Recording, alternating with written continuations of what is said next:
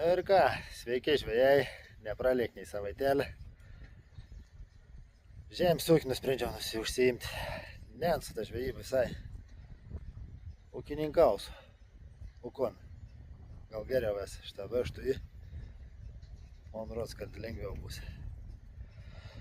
Jau, jeigu rimčiau, kapsenas geras laikas.